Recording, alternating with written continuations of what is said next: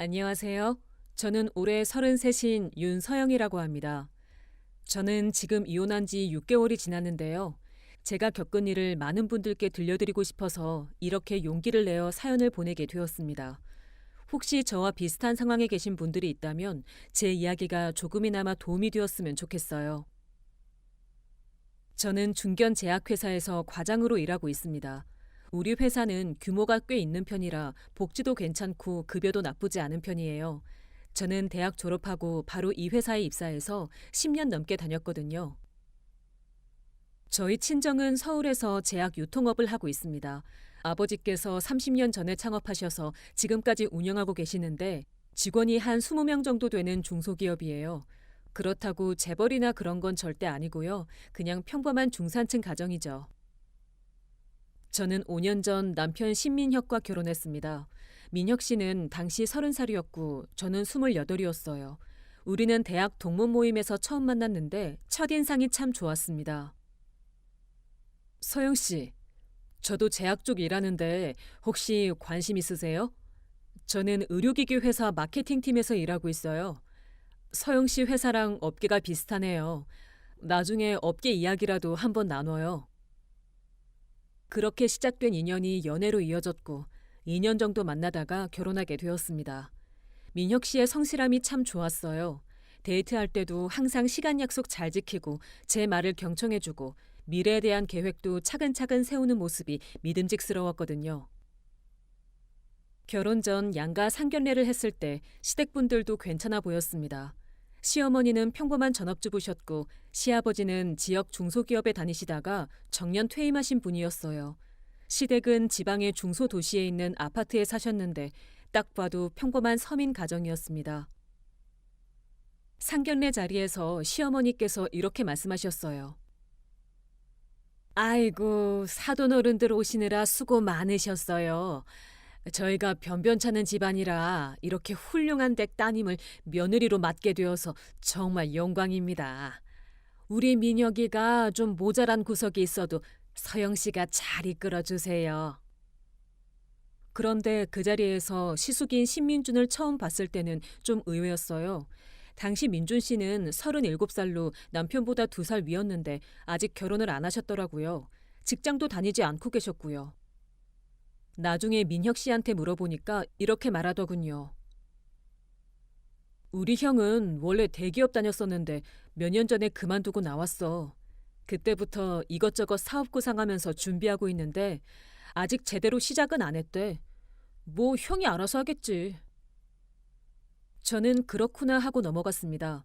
남의 집 형제 사정까지 제가 뭐라 할 일은 아니니까요. 결혼 준비는 순조롭게 진행되었습니다. 저희는 서울의 작은 아파트 전세를 얻기로 했어요.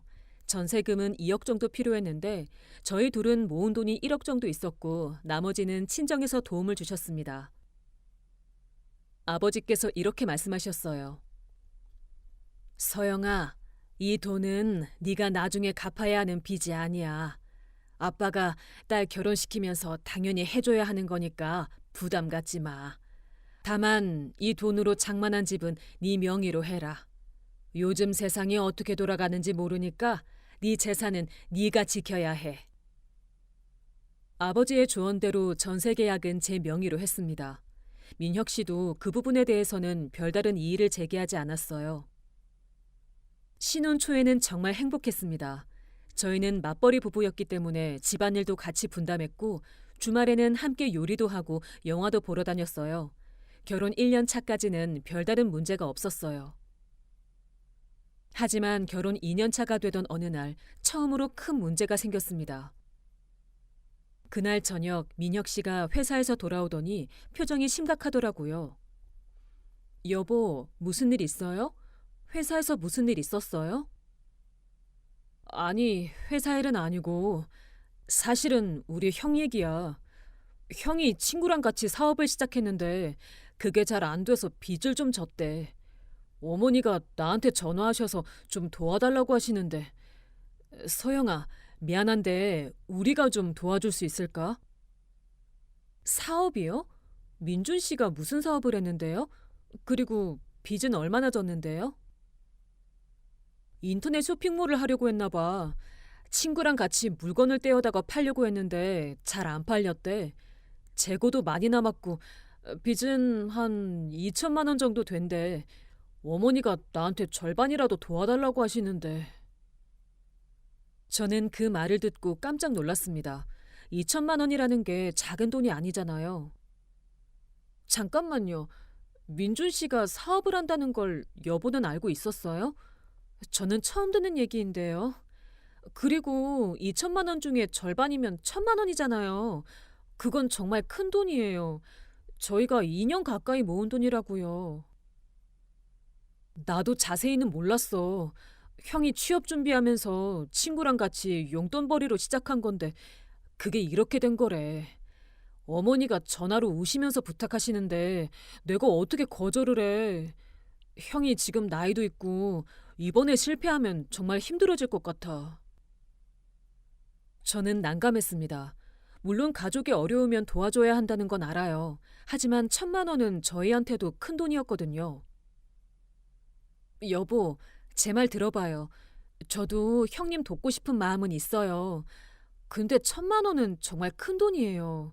우리도 아이 계획도 있고 나중에 내 집 마련도 해야 하잖아요. 이 돈을 지금 써버리면 우리 계획이 다 틀어져요. 그건 나도 알아. 근데 어머니가 그러시는데 내가 어떡해. 형이 잘못했지만 그래도 내 형이잖아. 동생이 형 못 도와주면 누가 도와줘? 이번 한 번만 도와주자, 어? 저는 결국 민혁 씨의 간곡한 부탁에 못 이겨 동의했습니다. 하지만 조건을 붙였어요. 알겠어요. 이번 한 번만이에요. 그리고 민준 씨한테 차용증을 꼭 받아요. 나중에 취직하면 꼭 갚는다고 했으니까 문서로 남겨야 해요. 알았어. 고마워, 소영아. 내가 형한테 잘 얘기할게. 그렇게 저희는 1천만 원을 시숙에게 빌려줬습니다. 민준 씨는 동생 미안하다, 형이 꼭 갚을게 라고 말했지만 솔직히 그 눈빛을 보면서 이 사람이 정말 갚을까 하는 의구심이 들긴 했어요. 그 후로 몇 달이 지났습니다. 민준 씨는 결국 사업을 정리하고 취업 준비를 다시 시작했다고 했어요. 그런데 취업은 잘 안 되는 모양이었고 돈을 갚는다는 얘기는 전혀 없었습니다. 결혼 3년 차가 되던 해 민준 씨가 또다시 사업을 시작했다는 소식을 들었습니다. 이번에는 친구와 함께 온라인 쇼핑몰을 제대로 차리겠다는 거였어요. 어느 날 시어머니한테서 민혁 씨에게 전화가 왔습니다. 민혁아, 우리 민준이가 이번에 정말 제대로 된 사업을 시작했어. 친구랑 같이 온라인 쇼핑몰을 하는데 전문가한테 컨설팅도 받고 제대로 준비했대. 이번엔 진짜 대박 날 것 같아. 근데 초기 자금이 좀 필요하대. 동생이 형 좀 도와줄 수 있겠니? 어머니, 저번에 1천만 원 빌려준 거 아직 못 받았는데요. 그것도 언제 갚을지 모르는데 또 돈을 빌려달라고요?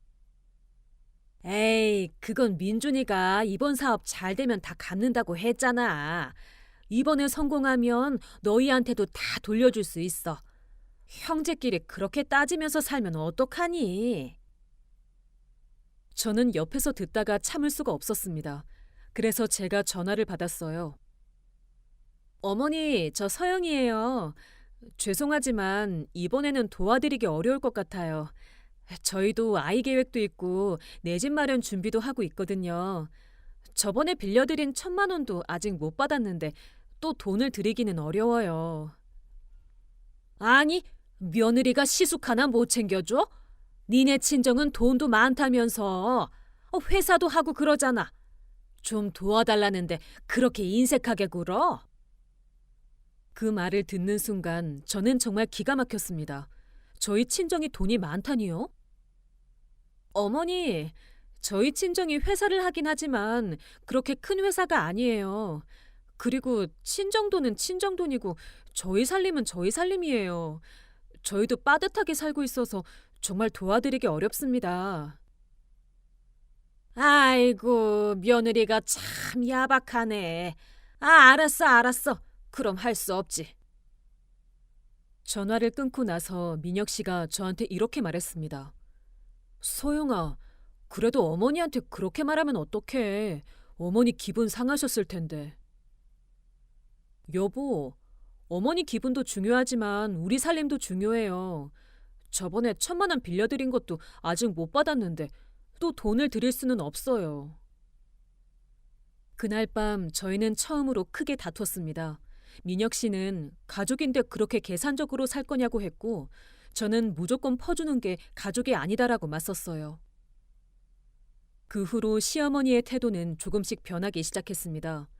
명절에 내려가면 예전처럼 반갑게 맞아주시지 않았고 말투도 차갑게 변했어요. 서영이 내는 좋겠다.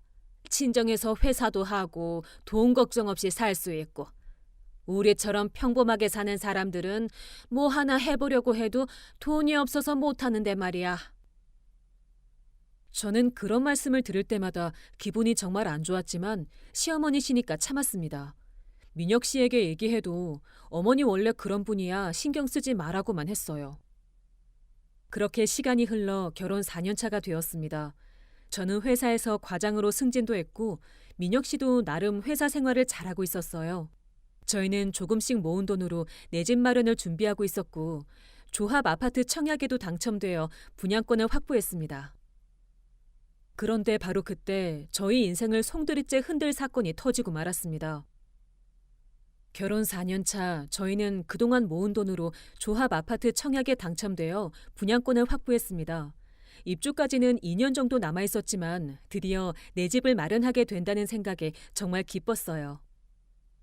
그런데 어느 날 저녁 민혁 씨가 회사에서 돌아오더니 표정이 심각하더라고요. 뭔가 큰일이 터진 것 같은 느낌이었습니다. 여보, 무슨 일 있어요? 얼굴이 왜 그래요? 서영아, 우리 형 일 때문에 어머니한테서 전화 왔어. 형이 사업 망했대.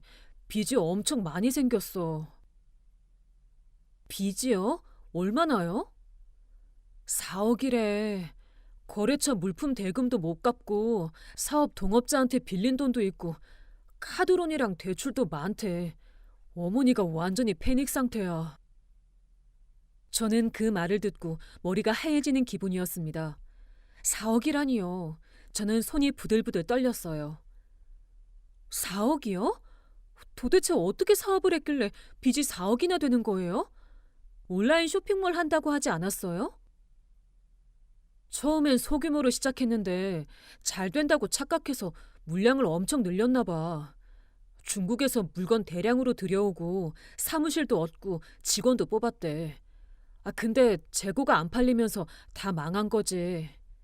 거래처 돈도 못 갚고 직원 월급도 밀렸고 완전히 엉망이 됐어.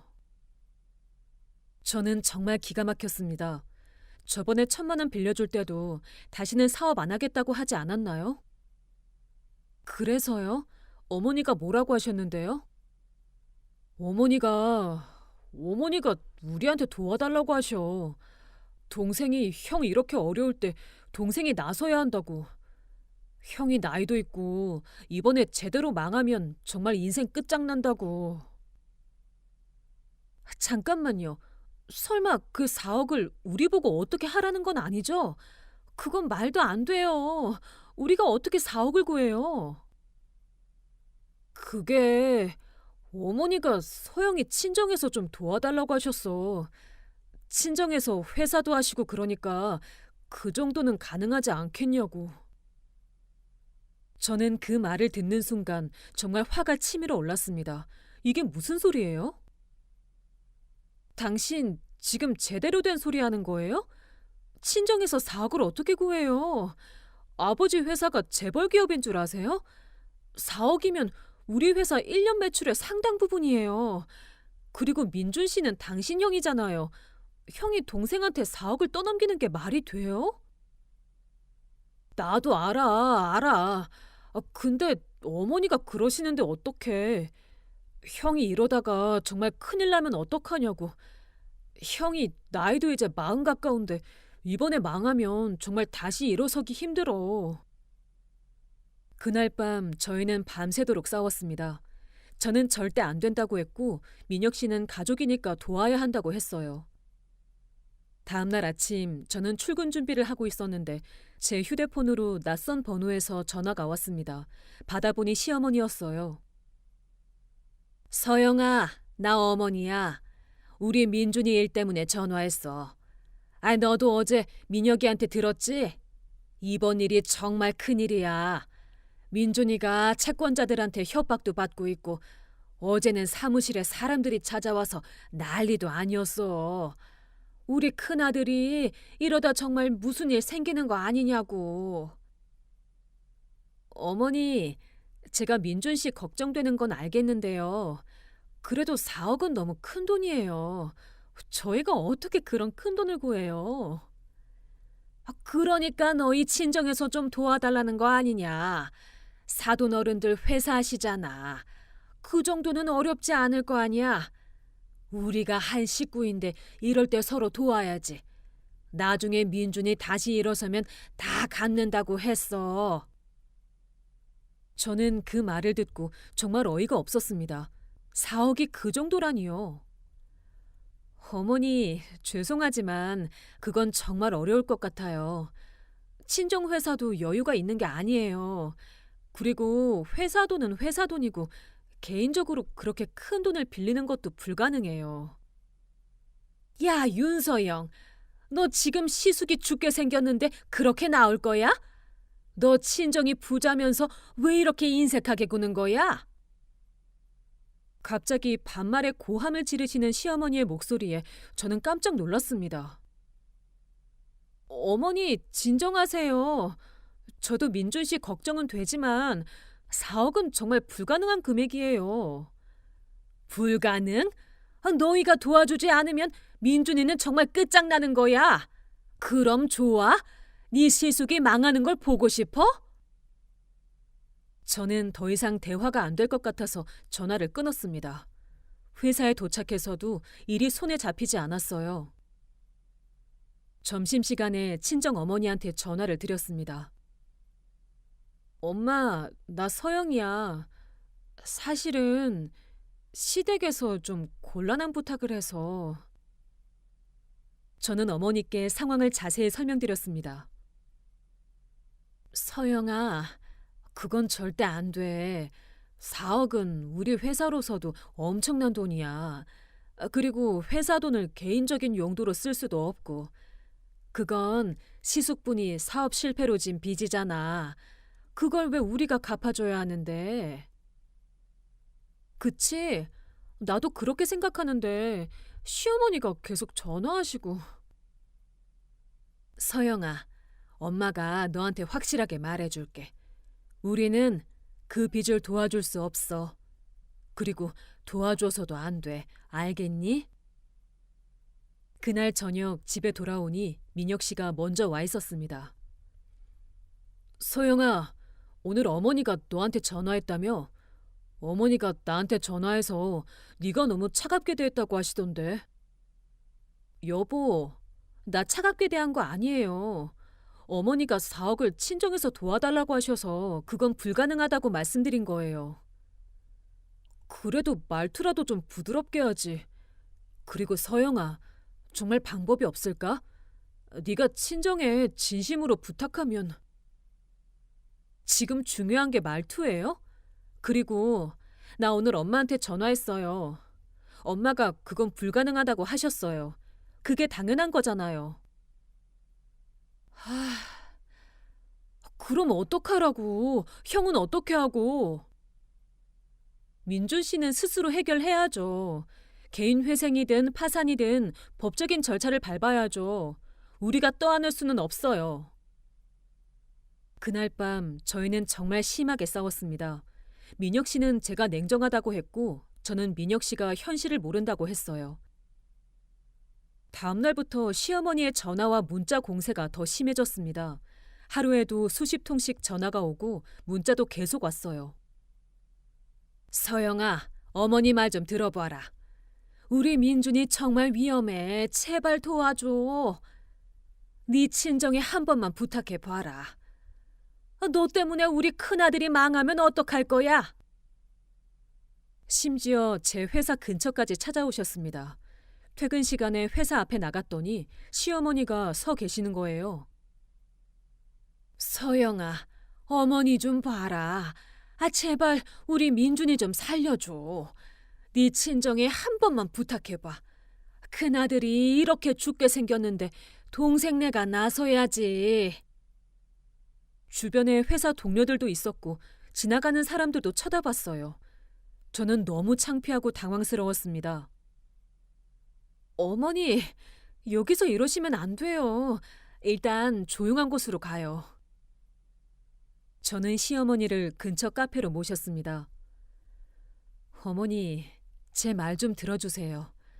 4억은 정말 큰 돈이에요. 저희 친정에서도 그 돈을 낼 수가 없어요. 그리고 설사 돈이 있다고 해도 민준 씨의 사업 빚을 저희가 갚아줄 이유가 없어요. 민준 씨가 형이시잖아요. 형이 동생한테 이렇게 하는 게 맞는 거예요? 그래도 가족이잖아. 동생이 형 하나 못 챙겨줘? 너희 친정이 부자면서 왜 이렇게 인색하게 구는 거야? 어머니, 저희 친정은 부자가 아니에요. 그냥 작은 회사 운영하는 평범한 집이에요. 그럼 민준이는 어떡하라고? 너 때문에 우리 집안이 망하면 책임질 거야? 저는 더 이상 대화가 안 될 것 같아서 자리에서 일어났어요. 집에 돌아오니 민혁 씨가 저를 기다리고 있었습니다. 소영아, 어머니가 너 회사 앞에서 기다렸는데 너무 차갑게 대했다며? 저는 그 말을 듣고 정말 화가 폭발했습니다. 내가 뭘 잘못했는데요? 어머니가 제 회사 앞에서 기다리시는 게 정상이에요? 주변에 회사 사람들도 다 있었어요. 저 얼마나 창피했는지 알아요? 그리고 민준 씨는 당신 형이에요. 형이 동생한테 4억을 떠넘기는 게 말이 돼요? 그래도 형이 이렇게 어려울 때 동생이 도와줘야지. 서영아, 우리 정말 방법이 없을까? 안 된다니까요? 몇 번을 말해 알아들어요? 친정에서는 절대 안 된대요.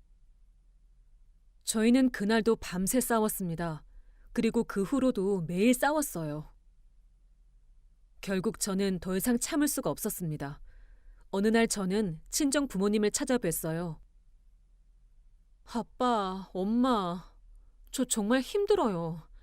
시댁에서 계속 4억을 도와달라고 하는데 남편도 계속 친정에 부탁해보라고 하고. 아버지는 제 손을 꼭 잡고 이렇게 말씀하셨습니다. 서영아, 아빠가 확실하게 말해줄게. 우리는 그 돈을 줄 수 없어. 그리고 줘서도 안 돼. 그건 시숙분의 책임이야. 형이 동생한테 그렇게 하는 건 말이 안 되는 거야. 어머니도 저를 꼭 안아주시며 말씀하셨습니다. 서영아, 이건 네가 감당할 문제가 아니야. 네 남편이 정말 너를 사랑한다면 시댁 편만 들면서 너를 힘들게 하면 안 되는 거야. 저는 그날 친정에서 하룻밤을 묵었습니다. 그리고 많은 생각을 했어요. 다음 날 집으로 돌아가니 민혁 씨가 기다리고 있었습니다. 그리고 저한테 충격적인 말을 했어요. 소영아, 우리 진지하게 얘기 좀 하자. 나 더 이상 이렇게 못 살 것 같아. 어머니는 매일 우시고 형은 위험한 상황이고 너는 도와줄 생각도 안 하고. 서영아, 이게 마지막 기회야. 네 친정에서 도와주지 않으면 우리 이혼하자. 저는 남편의 입에서 나온 이혼이라는 단어를 듣고 머릿속이 하얘졌습니다. 5년을 함께 산 남편이 제가 친정에 4억을 부탁하지 않았다는 이유로 이혼을 하자고 하다니요. 지금 뭐라고 했어요?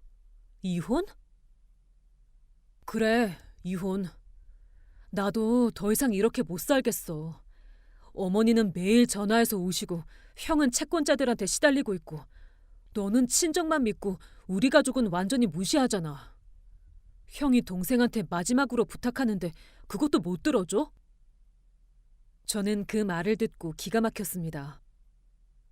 당신 지금 제대로 된 소리 하는 거예요? 내가 시댁을 무시했다고? 민준 씨는 당신 형이에요. 형이 동생한테 4억을 떠넘기는 게 정상이에요? 형이면 동생 인생까지 망쳐도 되는 거예요?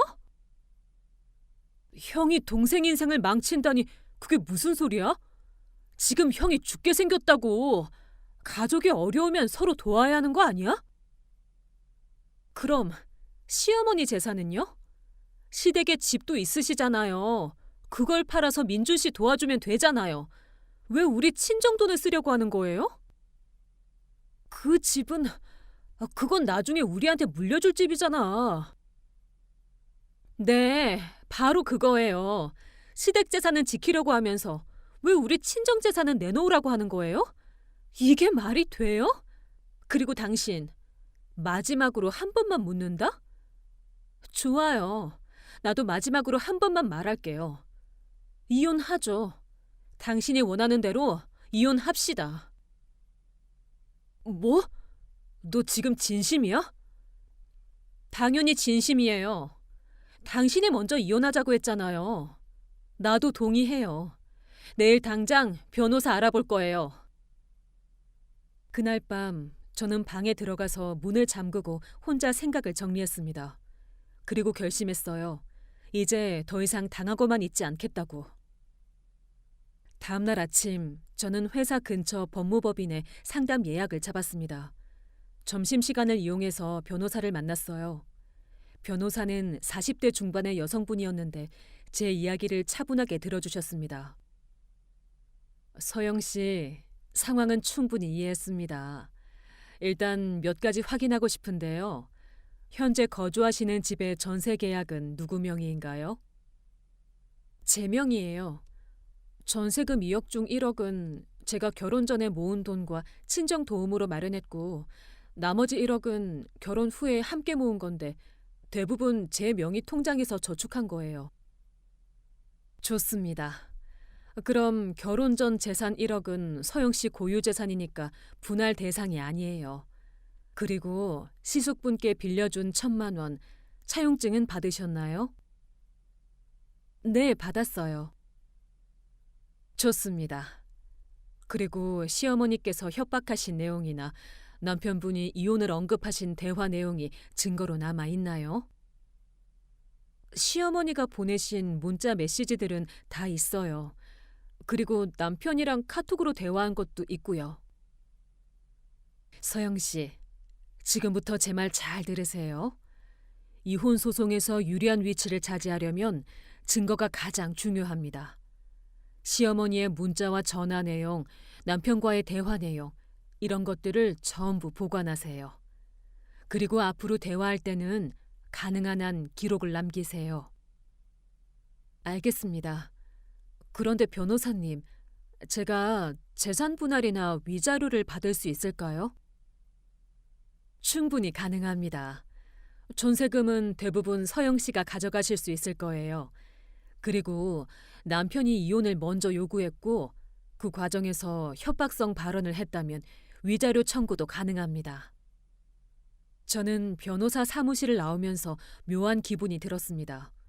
이제 더 이상 당하지 않고 제대로 대응하겠다는 각오가 섰어요. 그날 저녁 집에 돌아가니 민혁 씨가 거실에 앉아 있었습니다. 서영아, 어제 내가 한 말은 너무 화가 나서 그런 거야. 우리 다시 얘기 좀 해보자. 무슨 얘기요? 당신이 이혼하자고 했고 나도 동의했잖아요. 이제 와서 무슨 얘기를 더 해요? 서영아, 제발 한 번만 더 생각해봐. 우리가 5년을 함께 살았는데 이렇게 끝낼 순 없잖아. 당신 아직도 그 얘기예요? 나 오늘 변호사 상담 받고 왔어요. 이혼 준비 시작할 거예요. 뭐? 변호사? 서영아, 너 진짜 이혼할 거야? 당연하죠. 당신이 먼저 이혼하자고 했잖아요. 그날 이후로 집안 분위기는 최악이 되었습니다. 저희는 서로 말도 안 하고 지냈어요. 그런데 며칠 후 정말 황당한 일이 벌어졌습니다. 어느 날 퇴근하고 집에 왔는데 시어머니가 우리 집 거실에 앉아 계신 거예요. 어머니? 어떻게 여기까지 오셨어요? 내가 며느리 집에 오는 게 이상한 일이냐? 나 오늘 서영이 너랑 제대로 얘기하려고 올라왔다. 저는 가방을 내려놓고 시어머니 맞은편에 앉았습니다. 서영아, 내가 너한테 마지막으로 부탁한다. 네 친정 어른들한테 우리 민준이 좀 도와달라고 해라. 4억이 어려우면 2억이라도, 1억이라도 좋으니까 제발 좀 도와달라고 해봐. 큰아들이 죽게 생겼단 말이야. 동생이 형 하나 못 챙겨줘? 저는 심호흡을 한 번 하고 차분하게 대답했습니다. 어머니, 제 말 똑똑히 들으세요. 저희 친정에서는 절대로 단 1원도 도와드릴 수 없습니다. 그리고 민준 씨는 민혁 씨 형이에요. 형이 동생한테 4억을 떠넘기는 게 말이 돼요? 야, 윤서영, 너 지금 시어머니한테 어떻게 말하는 거야? 어머니야말로 지금 며느리한테 어떻게 하시는 거예요? 제 회사 앞까지 찾아오시고 매일같이 전화하시고 이제는 우리 집까지 찾아오셔서 협박하시는 거예요? 이게 협박이야? 나 지금 살려달라고 애원하는 거야. 우리 민준이가 정말 위험하단 말이야. 그건 민준 씨가 감당하셔야 할 일이에요. 제가 저희 친정이 책임질 일이 아니에요. 그리고 민준 씨는 형이에요. 형이 동생한테 이렇게 하는 게 맞는 거예요? 너 이런 식으로 나오면 진짜 이혼당한다. 우리 민혁이가 이혼하겠다고 하는 거 알지? 네, 알아요. 그래서 저도 동의했어요. 이혼하기로요. 뭐? 너 정말 이혼할 거야? 너 이혼하면 어떻게 살 건데? 어머니, 걱정 안 하셔도 돼요. 저 혼자서도 잘 살 수 있어요. 직장도 있고 이 집도 제 명이고 제 앞으로 된 재산도 있어요. 오히려 민혁 씨가 걱정되는데요. 뭐? 이 집이 네 명이라고? 네. 이 집 전세 계약은 제 명이에요. 전세금도 제가 모은 돈이랑 친정 도움으로 마련한 거고요. 그러니까 이혼하면 민혁 씨가 나가셔야 해요. 시어머니는 순간 말문이 막힌 듯 했습니다. 어머니, 그건 결혼할 때 서영이가 친정에서 도움을 주셔서 서영이 명의로 한 거예요. 뭐? 너 그럼 이혼하면 갈 데가 없는 거 아니야? 야, 윤서영, 너 우리 민혁이를 거리에 내쫓을 거야? 제가 내쫓는 게 아니라 민혁 씨가 먼저 이혼하자고 했어요. 그리고 이 집은 제 집이니까 당연히 민혁 씨가 나가셔야죠. 이런 나쁜 년이! 너 지금 우리 집안을 망하게 하려고 작정한 거지? 저는 그 말을 듣고 더 이상 참을 수가 없었습니다. 어머니, 저 어머니한테 잘못한 거 하나도 없어요. 오히려 어머니가 저한테 너무 심하게 하신 거예요. 제 회사 앞에서 기다리시고 협박 문자 보내시고 이제는 우리 집까지 찾아오셔서 소리 지르시고 이게 시어머니가 할 일이에요? 나 지금 우리 큰아들 살려달라고 하는 거야. 그럼 어머니가 도와주세요. 어머니 재산 있으시잖아요. 집도 있으시고. 그걸 팔아서 민준 씨 도와주세요. 왜 저희 친정 돈을 쓰려고 하세요? 우리 집은 나중에 민혁이 줄 집인데 어떻게 팔아? 네, 바로 그거예요. 어머니는 어머니 재산 지키시려고 하면서 왜 저희 친정 재산은 내놓으라고 하세요? 이게 말이 돼요? 시어머니는 할 말이 없었는지 입을 다물었습니다. 그러다가 갑자기 눈물을 흘리기 시작하더니 바닥에 주저앉으시더라고요. 나 이제 어떡하냐. 우리 민준이 어떡하고. 옆에서 보던 민혁 씨가 어쩔 줄 몰라 하면서 시어머니를 부축했습니다. 어머니, 진정하세요. 제가 뭐라도 방법을 찾아볼게요.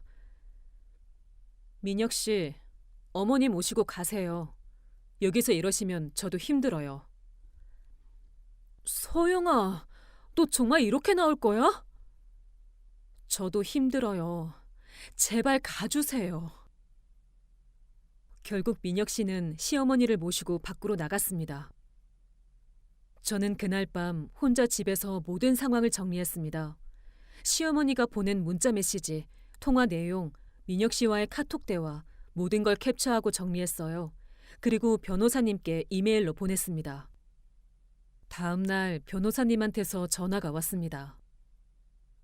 서영 씨, 어젯밤에 보내주신 자료 잘 받았습니다.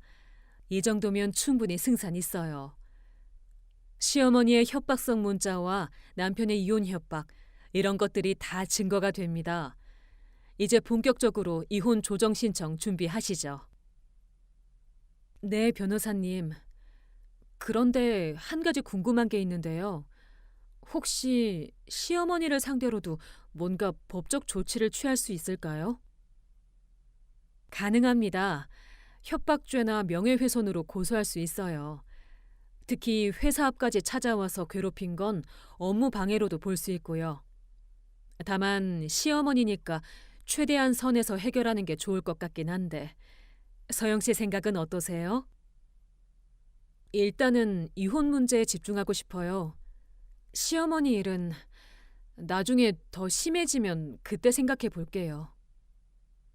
저는 이제 더 이상 무서워하지 않기로 했습니다. 제가 잘못한 게 없으니까요. 그리고 당당하게 제 권리를 찾기로 했어요. 그날 이후 저는 본격적으로 이혼 준비를 시작했습니다. 변호사님과 여러 차례 상담을 하면서 제가 받을 수 있는 재산과 위자료에 대해 구체적으로 알게 되었어요. 며칠 후 저는 정식으로 이혼 조정 신청을 했습니다. 법원에서 조정기일 통지서가 민혁 씨에게도 발송되었어요. 그날 저녁 민혁 씨가 집에 들어오더니 제 앞에 조정 신청서를 탁 던지더라고요. 이게 뭐야? 너 진짜 이혼 조정 신청했어? 너 정말 미쳤어? 당신이 먼저 이혼하자고 했잖아요. 내가 동의한 거예요. 나는 그냥 화가 나서 한 말이었어. 진짜로 이혼하자는 게 아니었다고.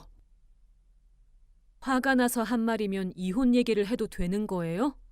그리고 당신 어머니랑 같이 나한테 얼마나 심하게 했는데요. 서영아, 제발 이것 좀 취하해. 우리 다시 얘기해보자. 이제 와서 그런 소리 하지 마세요. 저 이미 마음 정했어요.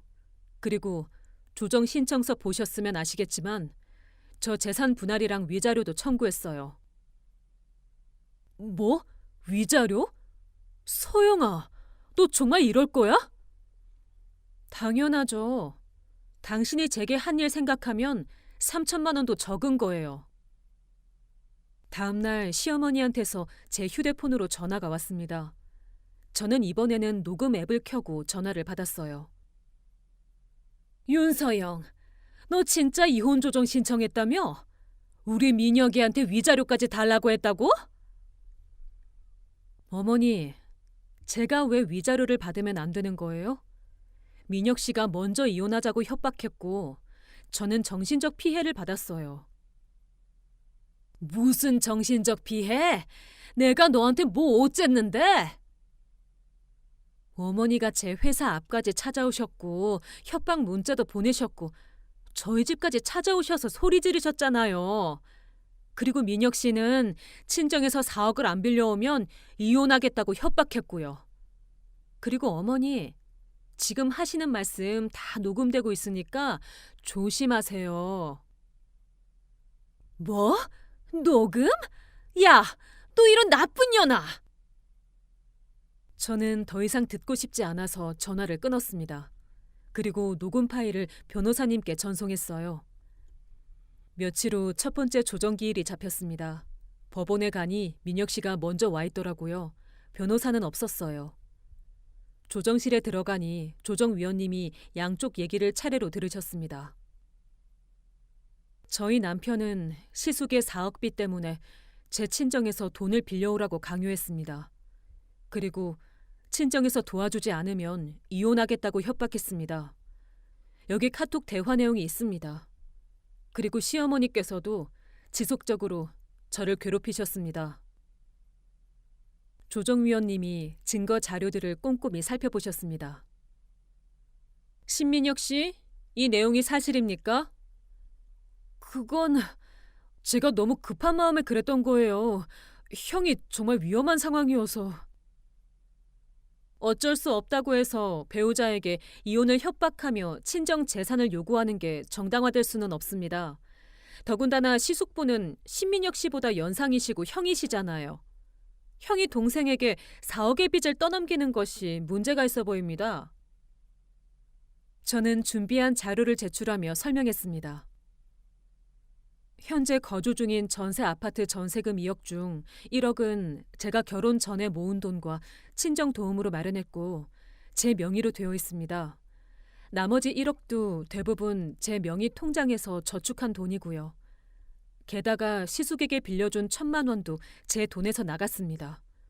그래서 전세금 전액을 제가 가져가길 원합니다. 신민혁 씨, 이 부분에 대해 하실 말씀 있으신가요? 전세금이 서영이 명의인 건 맞는데 그래도 결혼 생활하면서 제가 생활비도 많이 냈잖아요. 조정위원님, 신민혁 씨가 생활비를 부담한 건 맞지만 윤서영 씨도 생활비를 절반 이상 부담했습니다. 맞벌이 부부였으니까요. 그리고 결혼 전 재산 1억은 명백히 윤서영 씨 고유 재산이고 시댁에 지원한 1,000만 원까지 고려하면 전세금 전액을 윤서영 씨가 가져가는 게 합리적입니다. 위자료 청구 부분도 설명해 주시겠어요? 남편의 이혼 협박과 시어머니의 지속적인 괴롭힘으로 인해 심한 정신적 고통을 받았습니다. 불안증과 불면증으로 정신과 치료도 받고 있습니다. 여기 진단서도 있습니다. 그래서 위자료 3,000만 원을 청구합니다. 3,000만 원이요? 그건 너무 많은 거 아니에요? 저한테 그럴 돈이 없어요. 신민혁 씨, 배우자에게 이혼을 협박하며 금전을 요구한 건 명백한 잘못입니다. 위자료는 그에 대한 책임입니다. 조정 과정에서 민혁 씨가 계속 금액을 깎아달라고 했지만 조정위원님은 제 주장이 합리적이라고 판단하셨어요. 결국 조정안이 나왔습니다. 전세금 2억 전액 윤서영에게 귀속하고 위자료 3,000만 원을 신민혁이 윤서영에게 지급하며 시숙에게 빌려준 1,000만 원은 신민혁이 회수하여 윤서영에게 지급한다. 단 회수 불가 시 신민혁이 직접 지급한다. 그리고 이혼이 성립된다. 민혁 씨는 난감한 얼굴로 한참을 고민하더니 결국 조정안을 수락했습니다.